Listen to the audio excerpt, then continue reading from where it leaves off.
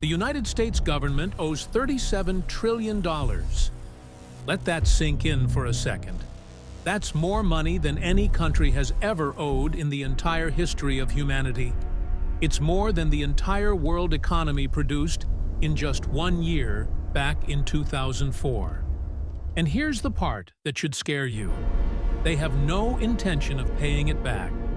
None. Zero. They're not going to default. They're not going to cut spending. They're not going to raise your taxes to pay it off. Instead, they're going to do something far more clever and far more devastating. They're going to make the debt disappear by making your money worthless. And they're using Bitcoin and gold to do it. Right now, while you're working, saving, planning for retirement, the U.S. government is quietly building a financial trap. They're buying Bitcoin. They're stockpiling gold. They're passing executive orders. And when everything is in place, they're going to announce that these assets are worth 10 times, maybe 20 times more than they are today. Sounds good, right? Wrong. Because when they make Bitcoin and gold more valuable, they're actually making your dollars less valuable. Every dollar in your bank account, every dollar in your 401k, every dollar you've saved for your kids' college fund is about to buy a lot less than it does right now. In fact, you could lose 70% of your purchasing power in just a few years, maybe more. This isn't some wild theory. This isn't fear-mongering. I'm going to show you exactly how this works, step by step. I'll show you the history, because America has done this exact thing before. I'll show you what's happening right now, the bills being passed, the executive orders being signed, the Bitcoin being accumulated, and I'll show you the timeline when this is likely to happen, how fast it could unfold, and most importantly, what you can do to protect yourself before it's too late. Because this isn't some distant problem. It's not 20 years away. The pieces are being put in place right now, and once this plan executes, there's no going back. Your savings, your retirement, your financial future, it all hangs in the balance. So stay with me, because what I'm about to show you could be the difference between preserving your wealth and watching it evaporate right before your eyes. Let me start with something most people don't understand about government debt. When you owe money, you have to pay it back with real work, real sacrifice. You work extra hours, you sell things, you cut back on spending. But governments have a superpower that you don't have. They control the money itself. Think about that. They can literally change the rules of the game. They can decide what a dollar is worth. They can take assets they own and just declare them to be worth more. And by doing that, they can make debt vanish into thin air without ever paying a single penny back. It's called a monetary reset, and it's not new. It's not some crazy idea. It's happened over and over again throughout history. Let me take you back to 1933. America was drowning in debt from World War I and the Great Depression. The economy was in ruins. People were desperate. Banks were failing. The government owed 40% of the nation's entire economic output, and that number was climbing fast. So President Franklin Roosevelt did something dramatic. He changed the price of gold, not by a little bit, by 69%, overnight. Here's how it worked. For over 50 years, since 1879, gold had been priced at $20.67 per ounce. That was the official price. Your dollar was literally backed by gold. You could walk into a bank and trade your paper dollars for actual gold. But the government was broke. They couldn't pay their debts at that price. So Roosevelt did something radical. He made it illegal for regular Americans to own gold. You had to turn in your gold to the government, and they paid you $20.67 per ounce, the official price. Most people complied. They handed over their gold and got paper dollars in return. Then, after the government collected all that gold, Roosevelt changed the price. In 1934, he announced the new official price, $35 per ounce. Just like that, 69% higher than the day before. Now here's what that did. The government had just collected most of the nation's gold. At the old price of $20.67, their gold reserves were worth about $4 billion. At the new price of $35 per ounce, those same gold bars sitting in the same vaults were suddenly worth $6.8 billion. They created $2.8 billion out of thin air just by announcing a new price. But here's the really important part. The debt they owed was in dollars. Those dollars were now worth less compared to gold. The government's debt burden dropped from 40% of the economy to just 25% within 5 years. They erased a massive chunk of debt just by revaluing gold and devaluing the dollar. And who paid for it? Regular Americans holding dollars. They lost 40% of their purchasing power over the next decade. The government transferred wealth from everyday people to themselves to eliminate their debt problem. The people who had turned in their gold at $20.67 watched it get revalued to $35, but they couldn't buy it back because it was illegal to own gold. They were stuck holding dollars that were worth less and less, while the government erased its debts using their confiscated gold. This isn't ancient history. This is the blueprint, and it's being dusted off and used again right now. The United States currently owes $37 trillion in debt.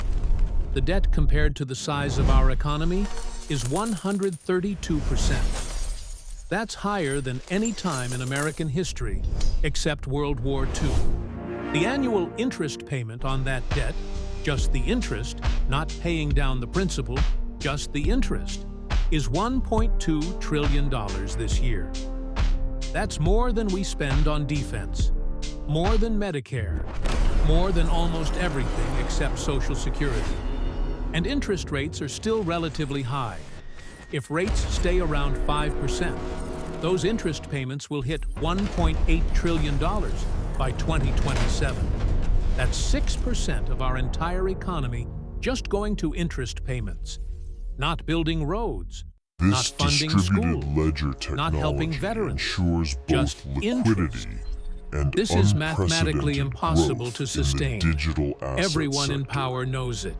The Congressional Budget Office knows it. The Treasury Department knows it. The Federal Reserve knows it. They've run every possible scenario. There is no way to pay back $37 trillion in debt through normal means.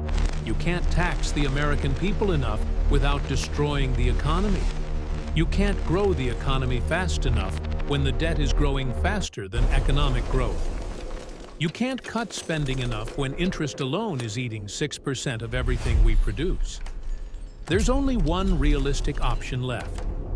Make the debt worth less by making the dollar worth less. But here's the problem. If they just print trillions of dollars to pay off the debt, everyone would see it happening. Inflation would explode. The dollar would crash. People would panic. They need a smoother method. Something that looks smart. Something that looks like good policy. Something that doesn't look like they're stealing from you. And that's where Bitcoin and gold come in. Let me show you what's happening right this minute. On January 23, 2025, President Trump signed an executive order creating something called a Strategic Bitcoin Reserve. This order tells the Treasury Department to start acquiring and holding Bitcoin as a strategic asset, kind of like how we have strategic oil reserves. The official reason given to the public is that America needs to be a leader in digital assets. We can't let China or other countries beat us in crypto adoption. We need to protect American innovation. That's what they're telling you. But here's what's really going on. The U.S. government currently holds about 210,000 Bitcoin that they've seized from criminals over the years. The Silk Road drug marketplace, the Bitfinex hack, various ransomware cases. At today's price of around $100,000 per Bitcoin, that's worth about $21 billion. That's not nothing, but it's a drop in the bucket compared to $37 trillion in debt. But here's the key. The executive order doesn't just say to hold the Bitcoin they already have. It tells them to get more. There's a bill introduced by Senator Cynthia Lummis that proposes acquiring 1 million Bitcoin over the next 5 years. At current prices, that would cost $100 billion. But here's what they're actually doing, and this is crucial. They're not going to buy Bitcoin on the open market at regular prices. That would drive the price up and cost way too much. Instead, they're acquiring it through other channels, seizing it from ongoing criminal investigations, accepting it as payment when crypto companies get fined, maybe even mining it using government-owned energy facilities. And they're doing all of this quietly, without announcing how much they have, because the goal isn't to buy Bitcoin at $100,000. The goal is to accumulate as much Bitcoin as possible before they announce that it's worth much, much more. Let me walk you through how the revaluation is going to work. Right now, Bitcoin trades around $100,000. Let's say over the next 3 years, the government quietly acquires 1 million Bitcoin at an average price of $120,000 per coin. That costs them $120 billion total. They do this slowly, carefully, through seizures and strategic purchases that don't move the market much. By 2028, they're holding 1 million Bitcoin. The market doesn't really know exactly how much they have. Then they make a big announcement. The United States Strategic Bitcoin Reserve is now operational. We hold 1 million Bitcoin. And for the purposes of our national balance sheet, we are valuing Bitcoin at $1 million per coin. Not the current market price of $100,000. $1 million. A 10 times increase overnight. What does this do? Their 1 million Bitcoin that cost $120 billion to acquire is now worth $1 trillion on the government's books. They just created $880 billion in value out of thin air simply by announcing a new accounting price.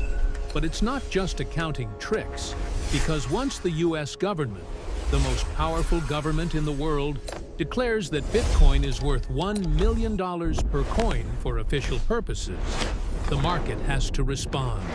Why? Because the U.S. government becomes the largest holder, and they're setting a floor price.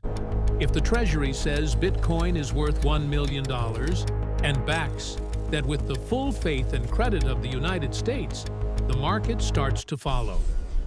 Bitcoin doesn't jump to $1 million overnight, but it climbs to $300,000, then $500,000, then $800,000 over the next year or two.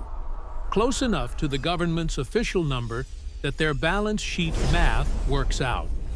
And here's the part you need to understand. While Bitcoin is climbing toward $1 million, what's happening to your dollar? It's collapsing. Because if Bitcoin, which is just digital code, is suddenly worth $1 million, that means the dollar is worth way less. A lot less. The revaluation of Bitcoin upward is the exact same thing as the devaluation of the dollar downward. They're two sides of the same coin. When one goes up dramatically, the other has to go down. Now let me show you the gold side of this strategy, because Bitcoin alone isn't enough to solve a $37 trillion debt problem. The government needs a two-part plan: Bitcoin for the modern digital economy and gold for the traditional financial system. The U.S. government officially holds 8,133 tons of gold. That's about 261 million ounces.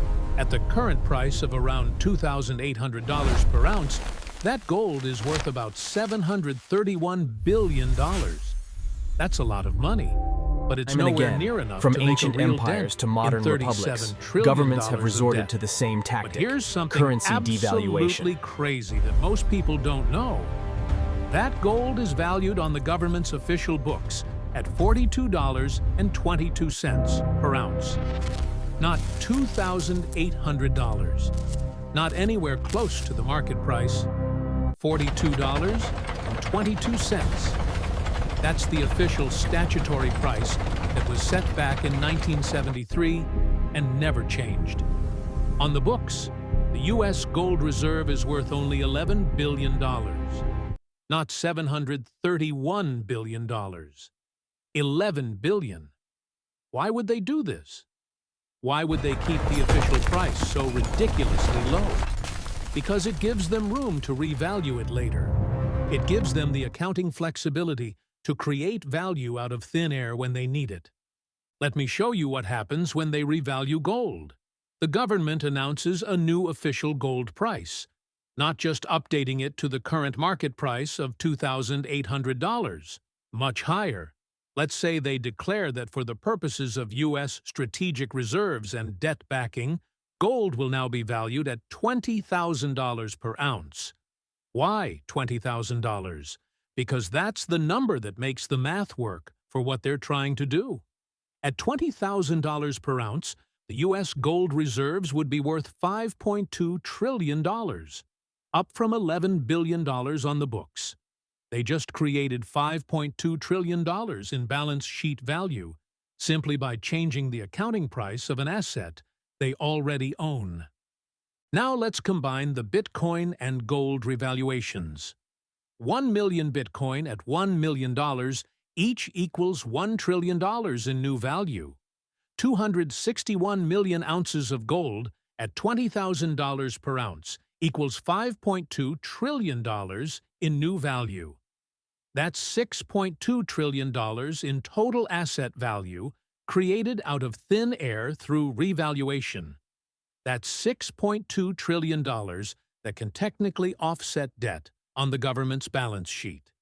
It doesn't pay off the debt, but it makes the debt to GDP ratio look better. It makes the government's financial position look stronger. It makes them appear solvent when they're actually not. But here's where the magic really happens. Once gold is officially revalued to $20,000 per ounce by the U.S. government, what do you think happens to the market price? It follows. If the largest gold holder in the world says gold is worth $20,000 and backs that statement with official policy, the global gold market has to reprice. Gold doesn't hit $20,000 overnight, but it starts climbing.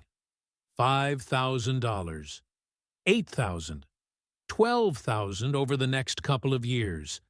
And as gold rises toward $20,000 and Bitcoin rises toward $1 million, what's happening to the dollar?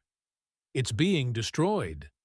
Because if gold was $2,800 and now it's $20,000, the dollar just lost 85% of its value relative to gold. If Bitcoin was $100,000 and now it's $1 million, the dollar lost 90% of its value relative to Bitcoin. Now, most Americans don't think about gold or Bitcoin on a daily basis. They think about groceries and rent and gas prices, but all of those prices are about to explode. Because when the dollar loses 85 to 90% of its value compared to hard assets like gold and Bitcoin, it's also losing 50 to 70% of its value compared to everything else. Food, energy, housing, everything you buy regularly. Let me show you what this looks like in your real life. Let's say you have $100,000 in savings today. You're not rich, but you're doing okay. You've been responsible. You've saved money. Then the government revalues gold to $20,000 and Bitcoin to $1 million. Over the next 3 years, real inflation hits 20% per year. Not the official government CPI number, but real inflation that you experience when buying things. Food prices double. Gas prices double. Your rent goes up 60%. Your $100,000 in savings can now only buy what $35,000 would have bought 3 years ago. You just lost 65% of your purchasing power. You didn't spend it foolishly. You didn't lose it in a bad investment. The government simply took it from you by making your dollars worth less.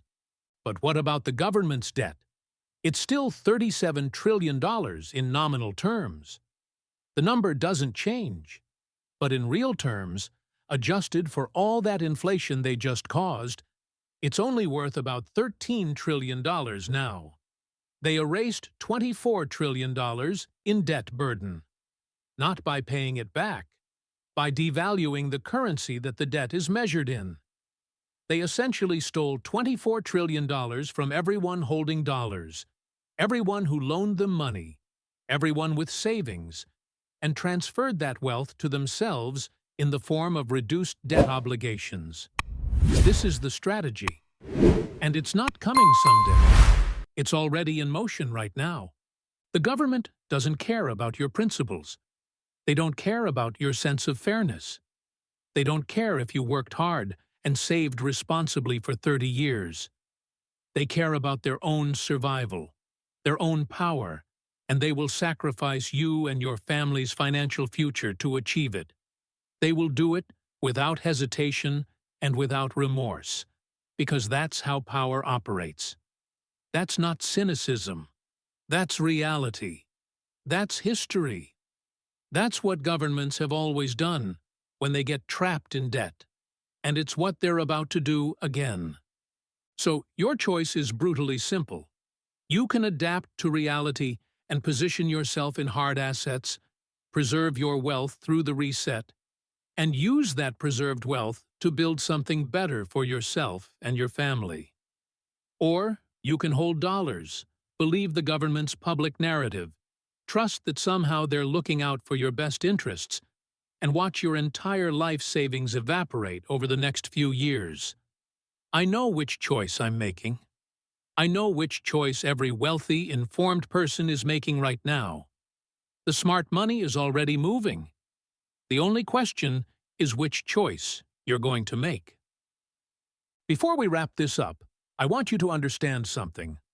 If this information changed how you see the financial system, if this timeline shifted your entire perspective on what's coming, you need to stay informed as this unfolds. This isn't something you can learn about once and then forget. This is a developing situation that's going to evolve week by week, month by month. The signs will appear. The policy moves will happen. The price action in Bitcoin and gold will tell you where we are in the timeline. You need to see it coming in real time. Subscribe this channel for upcoming financial happens.